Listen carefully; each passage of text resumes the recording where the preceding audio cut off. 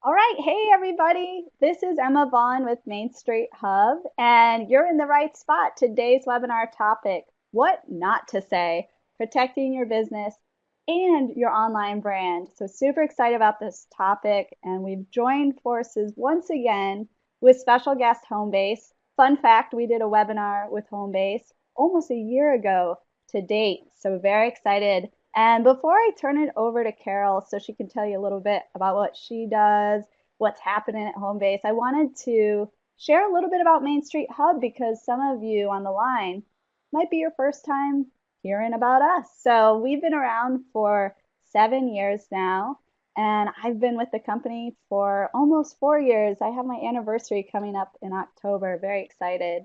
And I am our local outreach manager. So I go around doing seminars across the country to help educate you guys on topics such as this.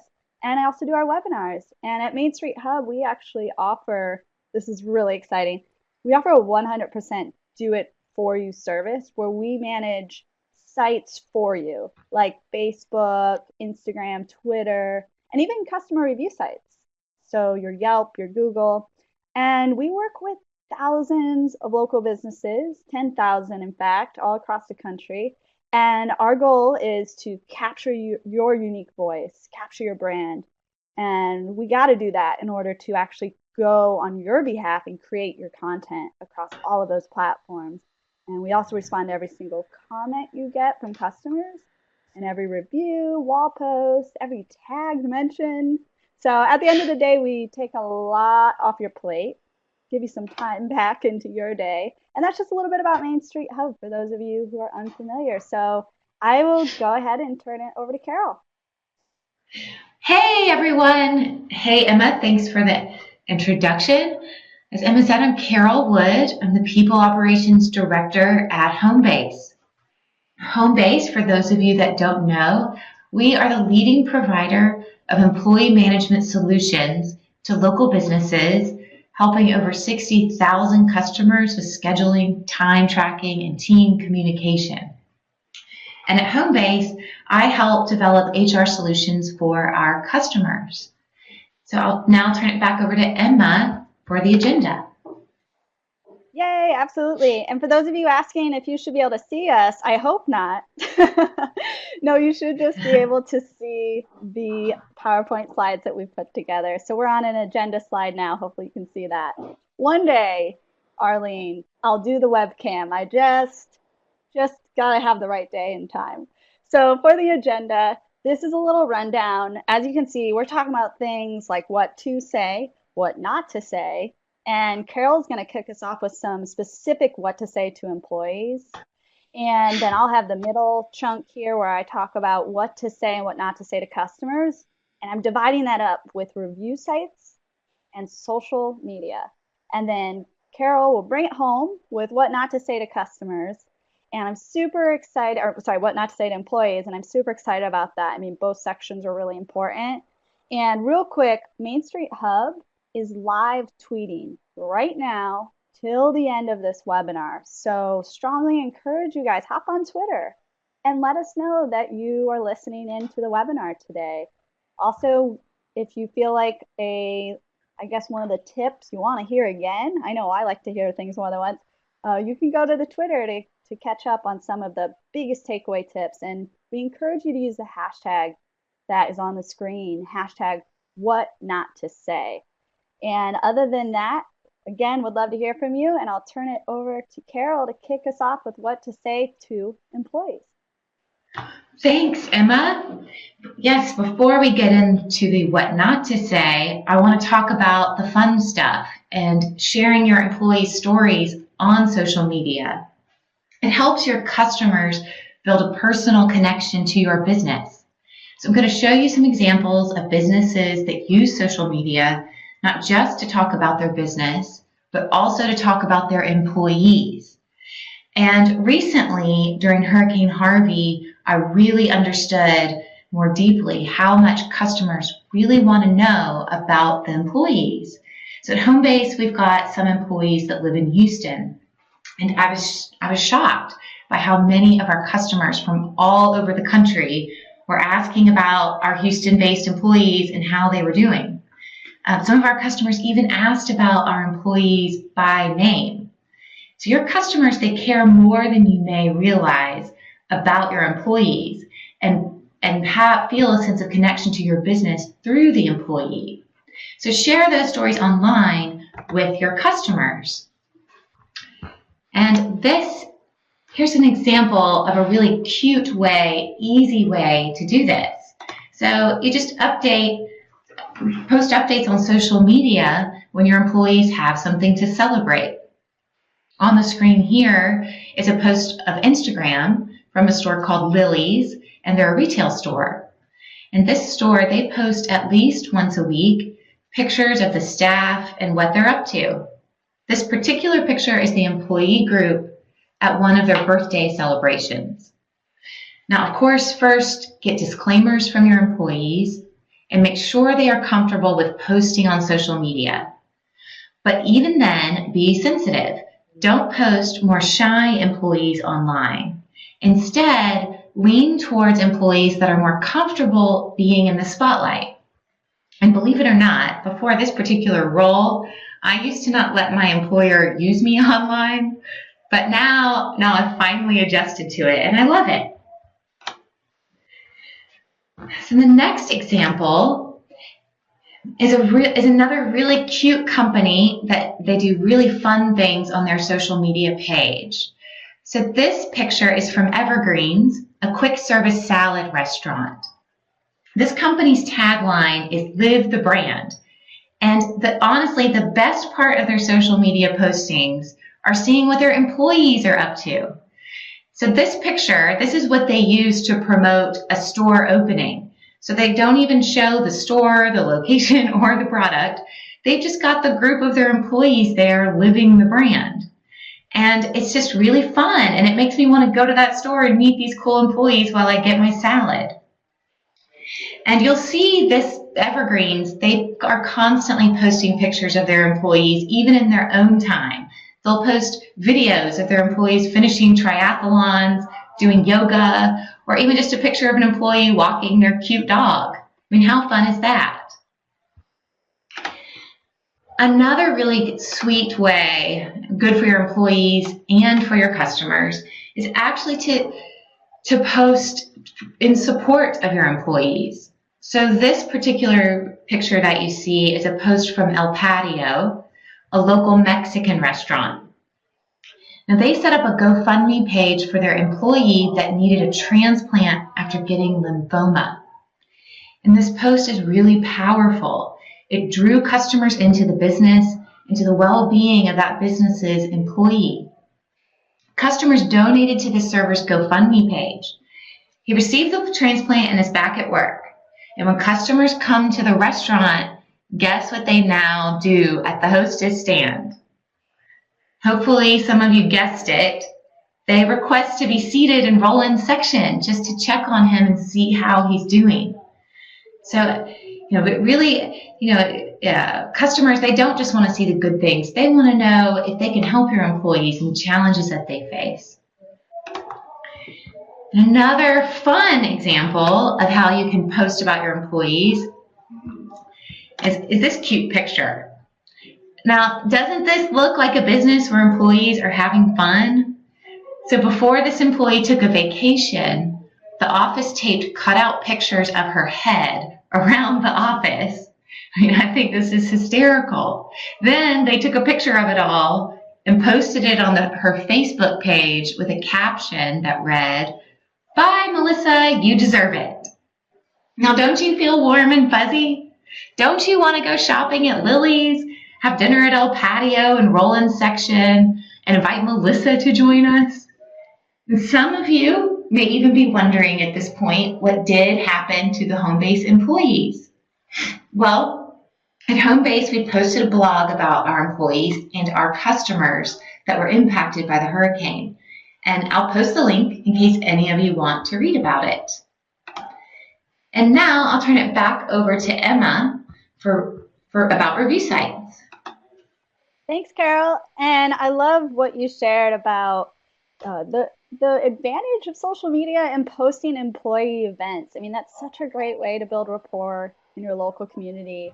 It's one of my favorite things actually that Main Street Hub does a lot on our Main Street Hub Facebook page and social media is our teams will go out and do really cool things that like giving back to the community, maybe planting trees, for example, and they'll post about it on Facebook. And for me, even as an employee, I find it a great way to keep in touch because they're in Austin and I'm in Los Angeles. So I couldn't agree more with that and all your tips about employees. They're awesome. Yeah. So yeah, they're great. So now we want to switch the focus for a little bit about your customers. So beginning with what to say to customers. And I'm going to hone in on review sites. Now this really applies to your Yelp, Google business page, and TripAdvisor for some. I will be sharing some real life examples. They are going to be Yelp examples, but the tips that I break down really apply to online reviews in general. So any of those platforms. And online reviews are important for your business's online reputation, which is a big chunk of today's webinar. But it's also how you respond to these reviews. That's what really matters. In fact, this might really shock some of you. Some of you might know this, but 92% of consumers read online reviews before making a buying decision.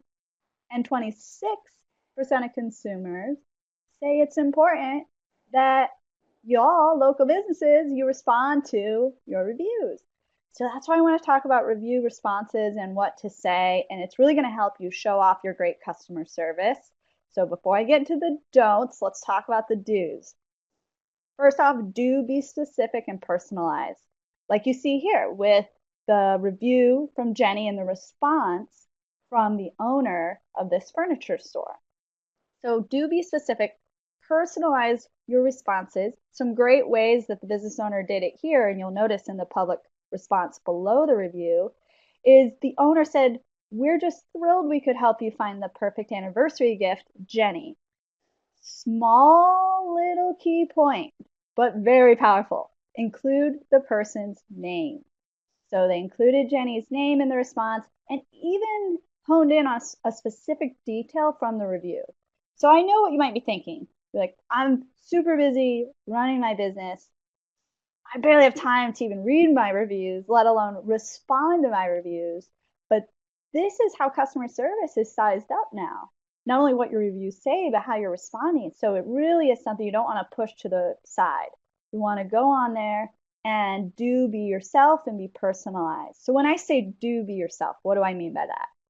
Well, it's all about consumer behavior today. Consumers and your customers, they're attracted to authenticity. So it's really crucial that when you go on there and respond, that it is in this personalized and authentic way. So your customers know that, hey, they're talking to a real person who cares about their concerns. So whether you have a glowing 5-star review like this business does, or you have a complaint, 1-star review, you want to definitely respond in this personalized way and make sure you have your voice in that response. And again, you've probably already read the rest of the review reply from Jacqueline, but I just love how uplifting it is and just how detailed it is to what Jenny said in her review. And so just again, take this down. Do be specific and personalized and do be yourself when it comes to your customer reviews. So that's pretty positive and uplifting, but so is the what not to say. This is still an uplifting moment because I'm going to put a tool in your tool belt. So what not to say on these review sites, remember this before I share this example, remember this. Your review responses don't just affect the individual who left the review, or rather benefit the individual who left the review. Each and every person who goes on your business's Yelp page or Google or TripAdvisor, they're going on there for a variety of reasons. So they might just be going on your site to confirm your hours. They might just be going to your Yelp or Google to navigate to your actual location. Or they're checking out your star rating and comparing you to your competition. And then the most influential thing, what are your reviews saying about you and how did you address them? Did you address them? So when consumers see that you've taken the time to respond to each review, They'll know how much you value your customers. It really translates in today's word of mouth and customer service. So don't be defensive and don't be afraid to apologize. So I dug up a great example of a 1-star review with a response that really helps neutralize the negative review and follows with these do's and don'ts. So remember, it can be tough to not be defensive, so give yourself a little time after you read a negative review, right? Maybe 24 or 48 hours. And just don't be defensive. A good first step in responding to a review such as the one you see on the screen or a 2-star review is go in and identify the biggest pain point mentioned by that customer. And many times, reviews such as the one on the screen, it stems from a single misunderstanding or error, and it just unravels from there. So if you can identify where the issues began and then explain how you intend to improve on that, take ownership, show some sort of proactiveness there for the next time, then you've gotten to the core of the issue for that reviewer while presenting your business in that, what I love to call, the best light. So, I mean, this is honestly, you guys, this is great advice for offline in your personal life. I tell you what, sometimes when I read these best practices for customer reviews, I'm like, oh yeah, I'm using that in my personal life because it's very helpful. So think about that. Don't be defensive. Don't be afraid to apologize. And let me elaborate on that one too, because many people leave online reviews simply because, and you're probably guessing this already, because they want to be heard. They want to feel heard. So by acknowledging that customer and then apologizing for something that went wrong, you're doing your best to make that customer happy. And you're doing your best to remedy the issue. So once you've earned their trust back, they'll be more likely to come on back for another visit. But also think about it this way. Let's use this example of Michelle, who really tore into customer service in this 1-star review. Maybe Michelle will never go back to super sellers, okay? I hope she does, but maybe she won't, even with this amazing response from Joe. But it's not just about Michelle. It's about all the people who are just landing on your Yelp or your Google or your TripAdvisor and just reading reviews, which that is the majority of people anyways. Most people aren't writing reviews, they're reading reviews. So this is just a great example and more of a motivation to keep your responses great and public. And great, I mean following these do's and don'ts, and public meaning right below here. So the other thing I want to point out, and I'm so glad you noticed, Michelle, I specifically chose this review because you'll notice Michelle wrote the review in March of 2015. And Michelle, as you noticed, when did Joe respond? September 2015. So I specifically chose this one with the gap because of this reason. I get asked all the time, Emma, what about those old reviews I have? What should I do with those? Go back and respond. It's never too late. What it will tell others, maybe super sellers had a change in management. So they might be an improved business now. Their customer service might have improved. It might also be just a sign that they're improving their marketing strategy. Either way, it's positive, really. And Michelle, yeah, she might be like, where were you back in March? But it's still a great chance to show everyone else that you're putting your customer service up to the next notch.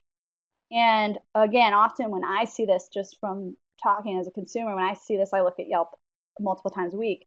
I'm like, oh, okay, like they either one, changed management, or two, they realized the importance of responding to reviews. So really important to respond publicly. As Miranda, I saw you ask me about that because again, the majority of people going to review sites are just reading reviews. If you respond privately, that potential customer has no idea you responded and they don't even know what you said.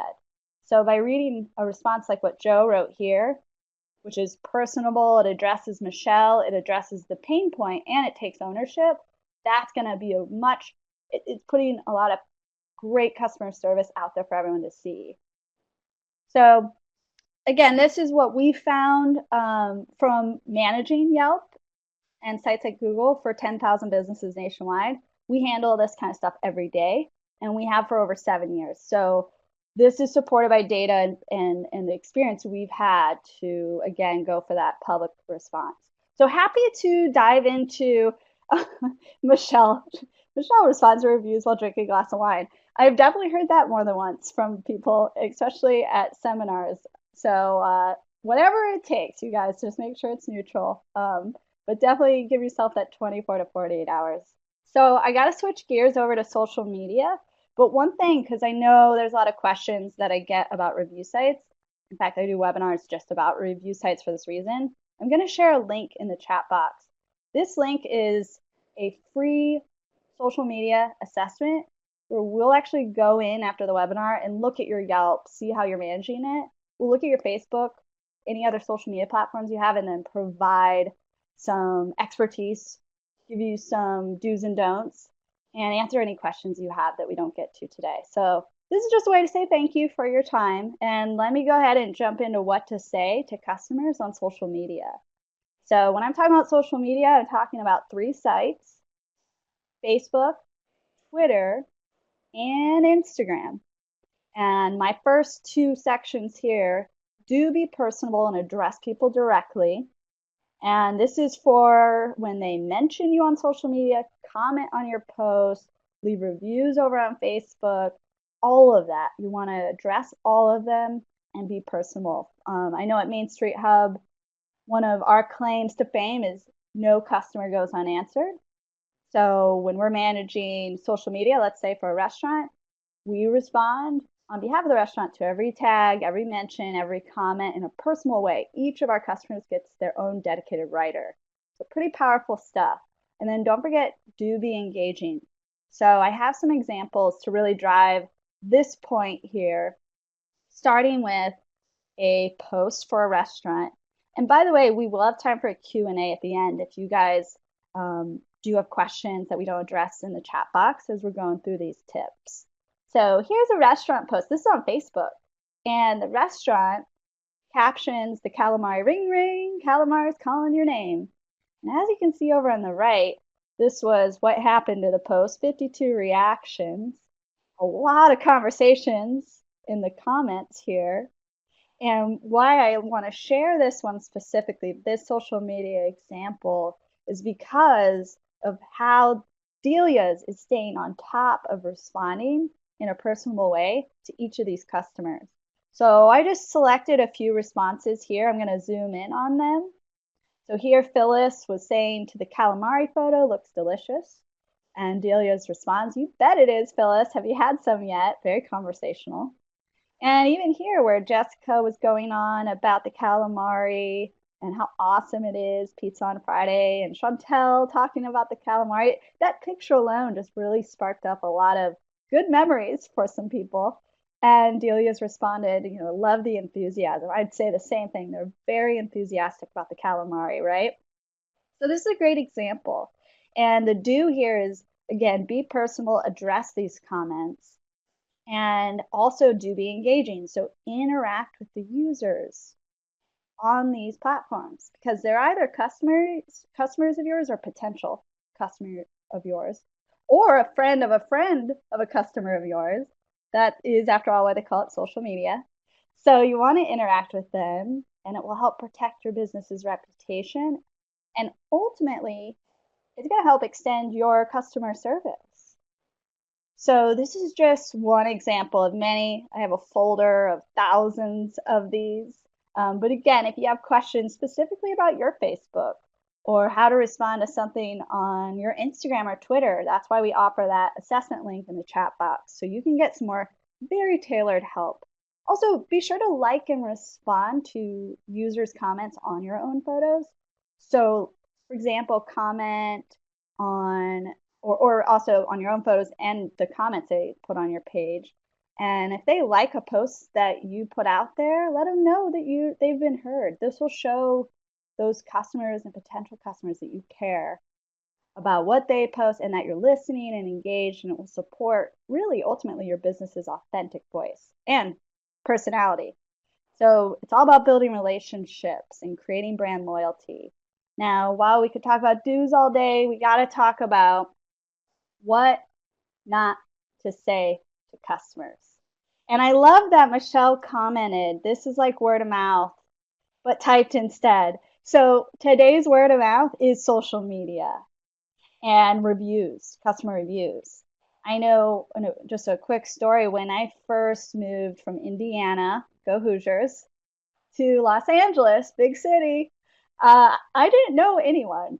So when it came to deciding where I went to eat, to where to take my kitten, his name's Cheese, to a vet, and where I even took myself to a doctor, I went and looked at reviews. I read those reviews, and that is where I made my decision, because it was the patient's reviews from the past, the customer reviews from the past, that ultimately affected where I went to spend my money. Thanks, Margot. If you saw the kitten, you would understand why his name is Cheese. So stay tuned. So with that, my last section here before I turn it over to Carol, what not to say on social media. This is very important. Don't forget to remind your customers that they're welcome to reach out to you anytime. Don't forget that. So this is just a post on Facebook from a business. And as you can see, this Facebook post, what does it say? It's a question. What do you always order when you visit? So what does this do? It encourages more comments. It encourages messages, mentions, reviews, and it increases your engagement. That's why all these people on the side are chiming in. Oh, the omelets, the breakfast, the veggie omelet, the wheat toast. That's word of mouth, because people like Carla and Linda and Randy and Scott and Morgan, they are doing the marketing. And that's word of mouth marketing right there. But none of that would have happened if the business hadn't posted in this way, this engaging way. So don't forget to remind your customers that they're welcome to reach out, that you want to hear from them. And then lastly, don't ignore conversations happening in your local area.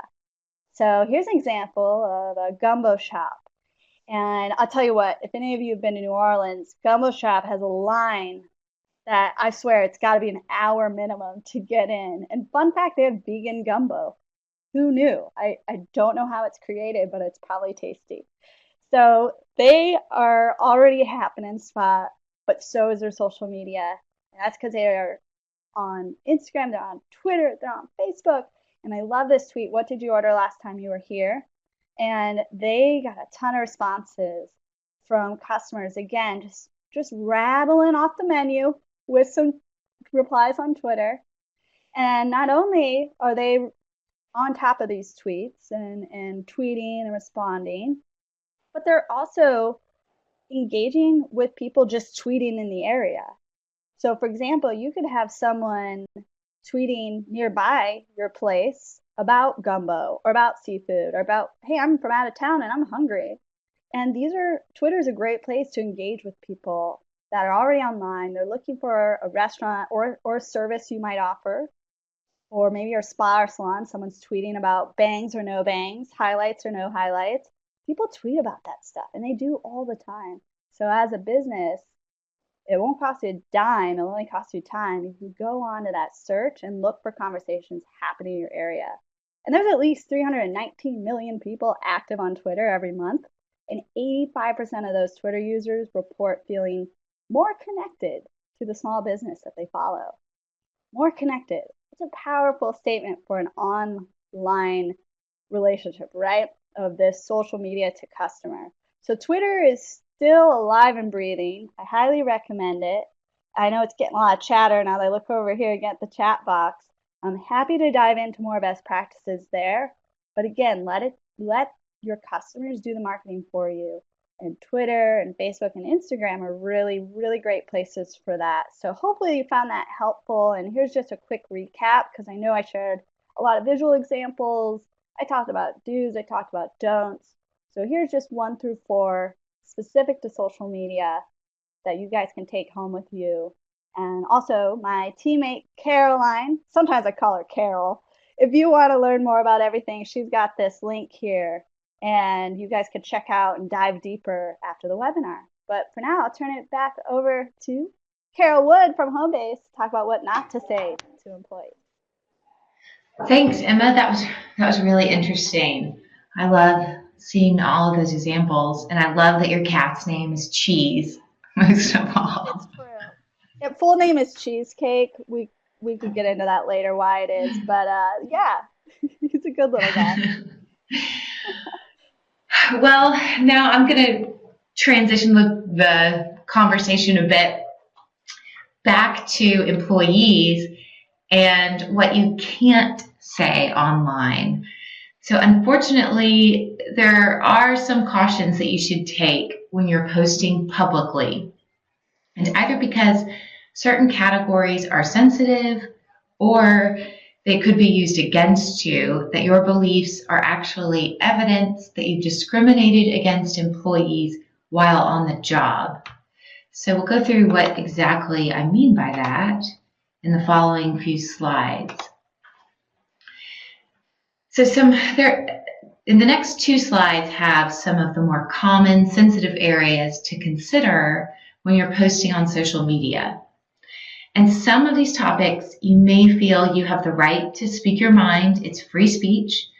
And while that's true, it doesn't mean that it might not get you into some legal issues where your public opinion could then be used against you by an employee as evidence that they may have been discriminated against. So that's why these public posts come into play in the workplace. Yes, there's free speech, but if your employees see it, it's going to upset them and they could use it for worse. So, all right, we'll dive in to the first category, which is medical history.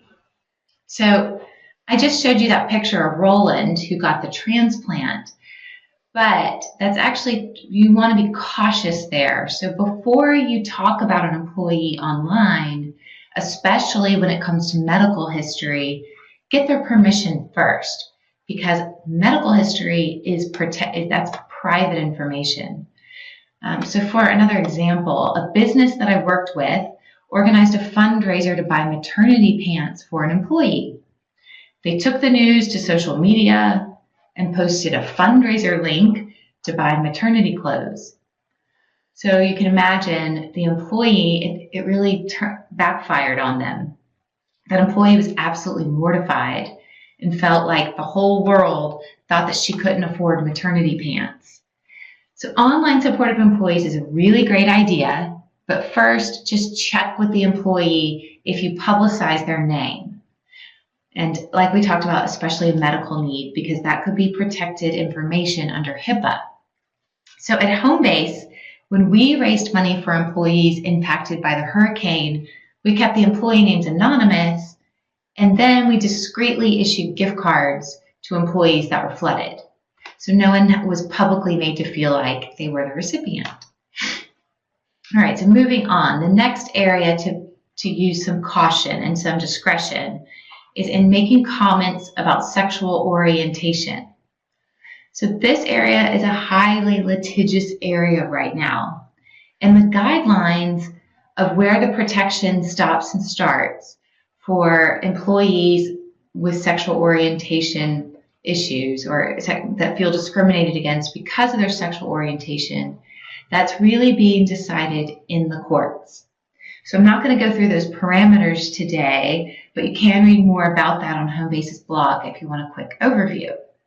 But simply put, you can avoid legal battles by just avoiding posting your opinions online.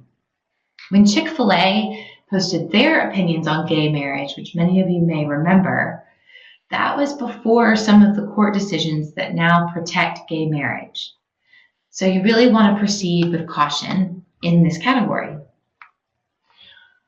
The next common area where you want to remember to be sensitive are comments around national origin. So where I've typically seen this are the person posting didn't realize that it was offensive. They repeated or shared a funny meme or a joke that they didn't realize was really at the expense of someone's national origin or race. Most of the time it's unintentional, which is why we're calling your attention to it here. So social media is full of memes and jokes about people from other countries and backgrounds, and you may not even realize it. And in my experience, I've received numerous complaints when employees would see on their manager or their employer's private Facebook page that they forgot the employee was connected to. They would see a post that they found offensive.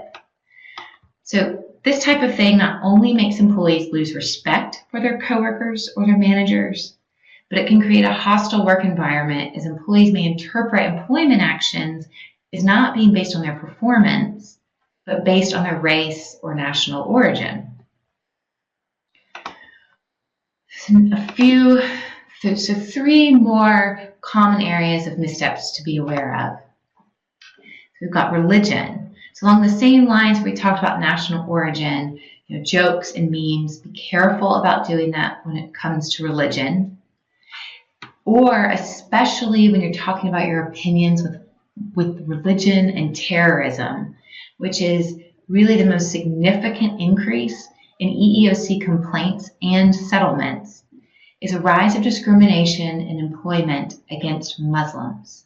So you really want to be cautious what you're posting about religion online.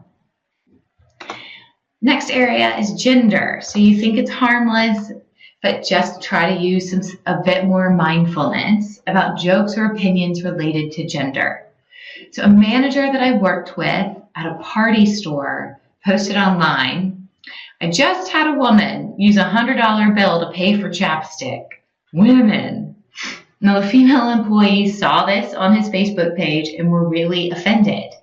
And they came to HR, filed a complaint, and said that they felt like many of the manager's behaviors were because he was discriminating against women. They said he felt like he monitored more closely how women handled cash and whether or not he would promote women to be closers in the store. And then the last broad category that we'll talk about today is disability. And I mentioned this one because we're probably all aware about and avoid jokes about people with disabilities on moral grounds, and certainly wouldn't publicly or privately make fun of people with disabilities. But where you typically see this are areas you don't realize are actually a disability. So alcoholism and ADHD are common types of disabilities that employers don't think about. And it's so easy to make a mistake here. So one example of this is I have a relative, like many of us do, and who's now sober. And we went to a restaurant for that relative's birthday, and he ordered a club soda. And the server said, "Should I make it a double?"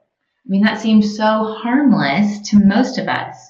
But when you're the one who's impacted by that joke, it feels like unwanted attention for an issue that you're really struggling with.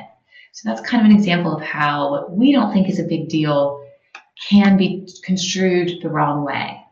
So if you just use a bit more caution with disability, gender, religion, medical issues, race and national origin, and sexual orientation, remember those 6 categories and you can protect yourself a bit.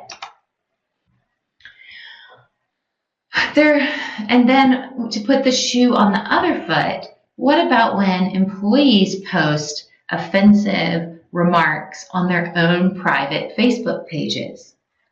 So first of all, you have to have, if you don't have access to that page, then they have a protection of privacy. But if they have posted where you do have access to that page and you find it offensive, is there something you can do about it? So, is it free speech if they're posting outside of work and it's not really related to work?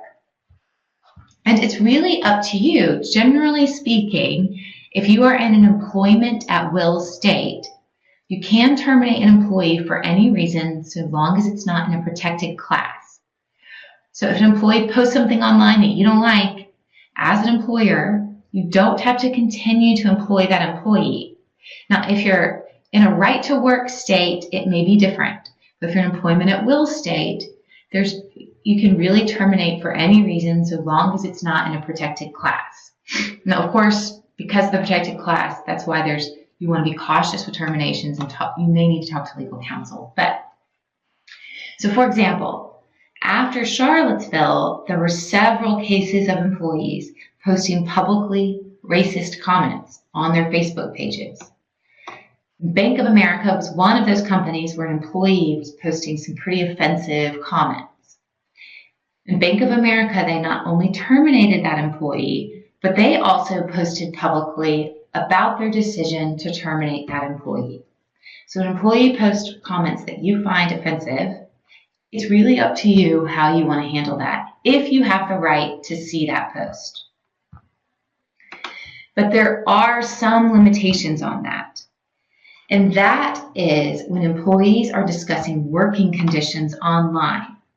Many of you maybe have heard of this, and it can be a real thorn in employers' side because employees, when they go to Facebook or social media outlets to disparage their employer, sometimes that speech is protected from an employment decision. Now it comes from the concept of the National Labor Relations Act, where we protect employees and help them form some protections from the employer so they can act collectively and have a greater sense of standing against the employer to put them on a more even playing field.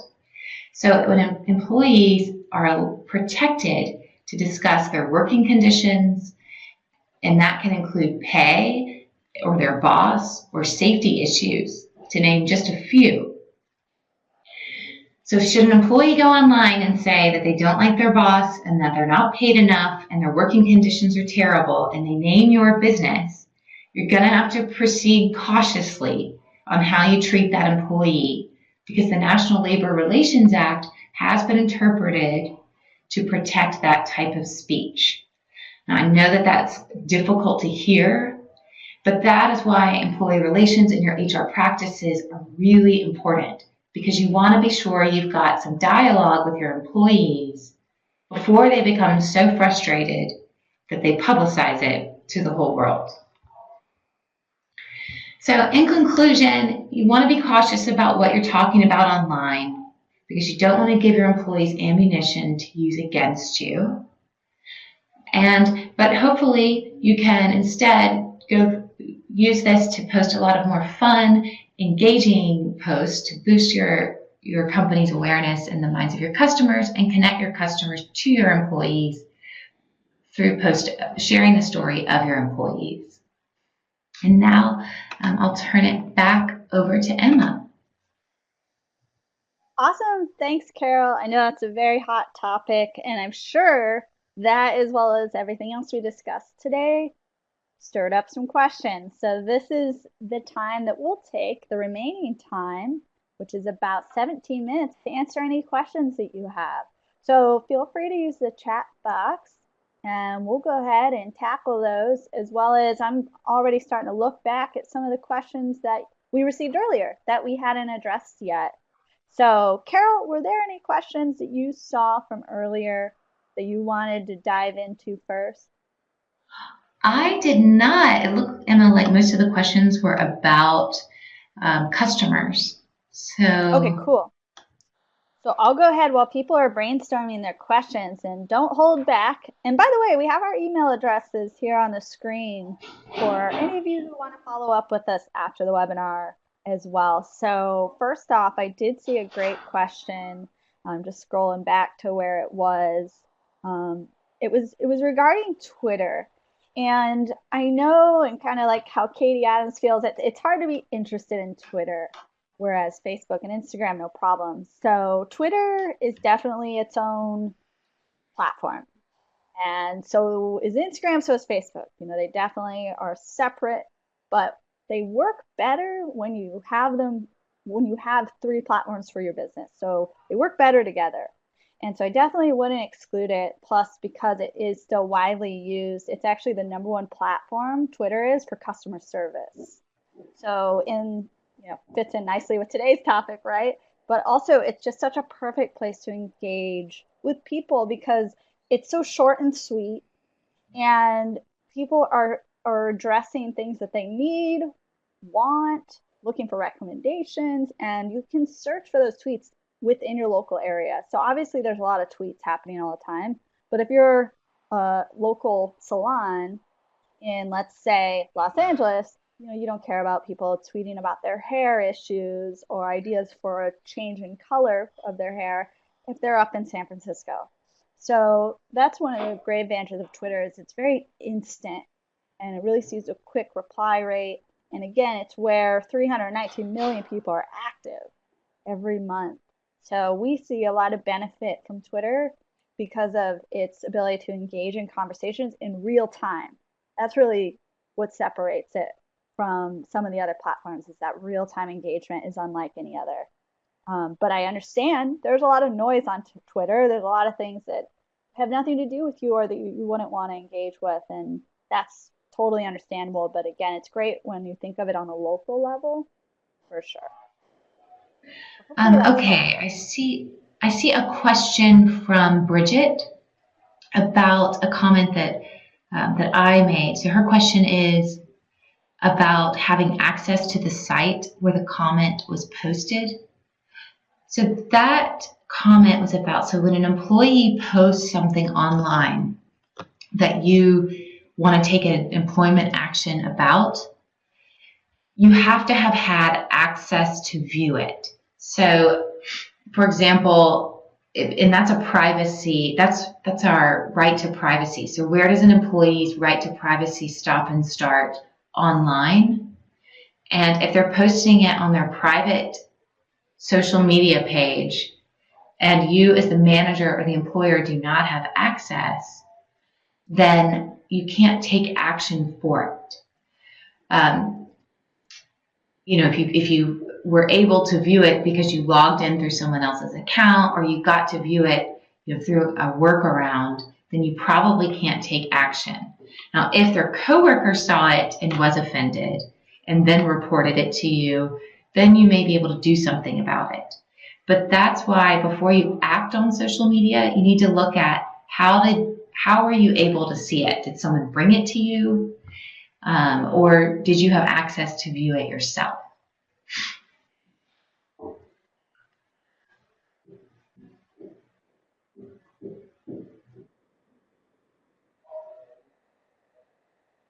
Great answer. I'm just looking at some of the questions. You guys have been very proactive about getting your questions in early, which is awesome. I really appreciate it. So one thing that was expressed a couple of times was, for example, if you're in a restaurant, if you're seeing a high turnover, it's hard to keep up with the menu outcome, keeping that consistent. And whereas you might get reviews that are complaining about something that specific about your menu outcome or something, again, about your customer service, I know that it's a fine line between defending yourself and being too defensive. And that's something, again, I would highly recommend actually the consultation offer that I just dropped the link in the chat box for, because that way we can look at your review, like a specific one that you have on your mind, and just kind of think out loud how a response that, for example, we would take from our professional background on this. And I tell you what, once you start doing more and more responding in this way that you're personalizing and you're taking ownership and you're really hitting the pain point, I imagine it will become easier over time. And if not, or you don't have the time, that is why, one of the many reasons why people sign up with Main Street Hub, make sure you have someone either dedicated to this on your team or schedule that time throughout your week to stay on top of it. But of course, it's hard. You're not always going to have the perfect response. We are human. But I think if you take those tips today and even just write them down on a piece of paper or a napkin and just always look at those do's and don'ts when and while responding and give yourself some time to really craft a response that helps neutralize it, and always, always go public. Now, there might be a time where you respond publicly and then the reviewer comes back and responds again. And, there is a time then when you take things privately. You go into then a private conversation. So there is a time and place for that as well. I'm not saying never do a private response, but just like Jeffrey highlighted, thank you, Jeffrey. It is the benefit of everyone who looks at your page. And I know for Yelp, for example, such a popular platform for local businesses, they see a ton of traffic every month, like 145 million unique visitors. Out of that massive traffic, only about around 1% are writing reviews. The 99% are reading reviews. So again, that's to Jeffrey's point, great point about the importance of a public response.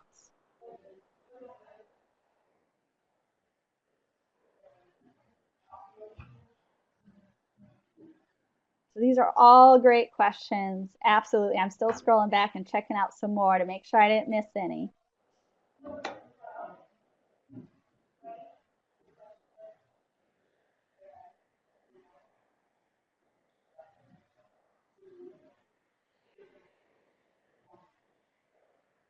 Also, I wanted to point out too, while I'm scrolling, we do anywhere from 2 to 3 webinars per month.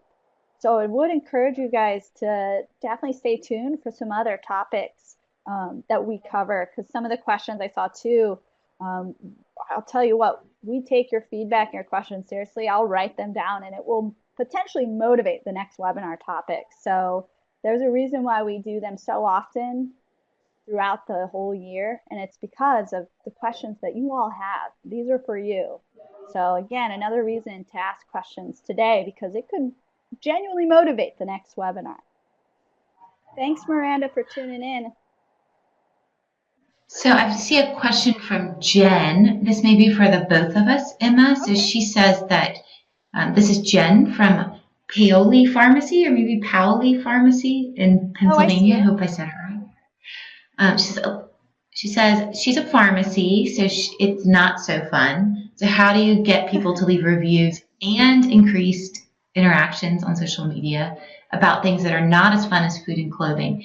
So Jen, this is where I think posting about your employees can really help, because employees are fun. So when your employees graduate, when they have family members that have a baby, post the pictures of that baby as long as they allow it, and say, look, check out our employees' latest news, or wish them well before they take time off. Have fun on your vacation. If they complete a marathon, it's just like Evergreens, as simple as a yoga class. Post those pictures about how your employees live healthy, because your pharmacy believes in well-being. To me, when you start to turn it on posting with your employees and how they exemplify your brand, and just the human element of using your employees to connect to your customers, it turns just a plain pharmacy into something that we really identify with. Oh, I love that. And I'm just was brainstorming too and thinking about how we've handled this, because we do manage social media for pharmacies as well, health and wellness, and some other great ideas for posting or things that are just relevant to your industry. So I've seen some really successful posts for pharmacies where, let's say on Facebook, you share a article that was really moving to you or you think would be powerful for your audience, and you just simply share that to your Facebook page. One, it saves you time. You don't have to come up with the witty content that day, right? And you get your post out there, because you want to be posting frequently on sites like Facebook, Twitter, and Instagram. But also, you're sharing something of value. I can use a great example of this for my yoga studio. They shared an article. It wasn't directly about yoga, but it was the benefits of certain foods you can include in your diet, from almonds to apples, and the health benefits of why you'd want to have those. And that, as someone who goes to yoga, I was following my yoga studio on Facebook, and so obviously I care about like my health and stuff. That was super relevant to me as a consumer and a follower on that social media. And since it was relevant, I was way more likely to click like or react to the post. I was also more likely to tag my yogi friends who would benefit from the info, and also more likely to share too, because I believe in, you are what you eat. So again, it wasn't so directly related. So it doesn't have to be so pharmaceutical, although there's a lot of great articles happening now that you could post. But in addition, just posting some fun things about health and wellness, also as well as educational. And then even if there's a season or a holiday that's coming up, just being a page where you celebrate holidays and the change of the seasons. And it doesn't, again, have to be so related to pharmacy all the time. The beauty of social media is that you can think outside the box too. And then lastly, I've seen where all types of businesses, what's really separated them from the corporate world and it's made them very local is they'll post to their Facebook or let's say Instagram about something just happening in their city. So in the city you're in Pennsylvania, maybe there's this really cool event that you're even thinking about going to yourself. Share that event with your audience. And then lastly, sorry, this is a big question. How do you get people to leave reviews? That's the other great thing about social media is you can cross promote people from Facebook to your Yelp or from your Instagram over to your Google. And simply by just reminding them that you want to hear from them, that their feedback matters, and which sites you want to hear from them on.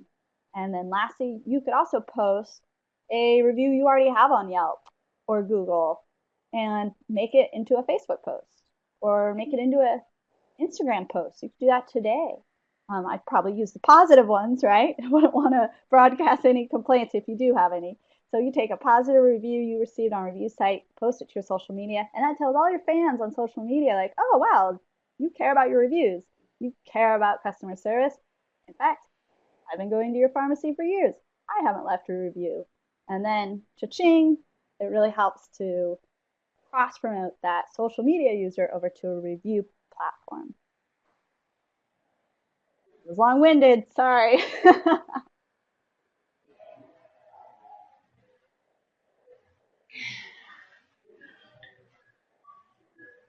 Okay, so some more questions too. And Carol, if you saw any too, just hop in. Are you guys sending this recording after the webinar? Absolutely. We'll take care of that over at Main Street Hub.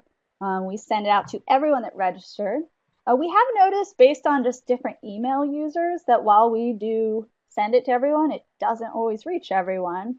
A small percentage, don't worry. But good news is if you don't receive it within 24 hours, just shoot me an email. My email's on the screen and I'll have a Vimeo link. I can just copy paste in a reply. It'll take 2 seconds. So again, if you don't receive that in 24 hours, it's usually just a annoying technological email user thing, but we do send it to everyone. I saw someone post that they wanted to hear a response to Peyton's question. And I think, Emma, this is probably more for you. Peyton's question is there some sort of threshold regarding the intensity level of a complaint where offering a coupon or compensation of some sort is recommended? Yeah, so that actually, it's funny you bring that up. So I saw that question and I've already submitted it to our content team because that's a really great question. It's very specific. So I want to just get it from our customer facing team, our content team, and just see what they do say about that. And I'll follow up email. Just don't want to misquote anything. So I will definitely follow up about that, Peyton. And just some other ideas for similar issues like that. Just letting them know, hey, we resolved this issue offline and we're looking forward to seeing you again soon. But again, I'm going to follow up with my content team on that one.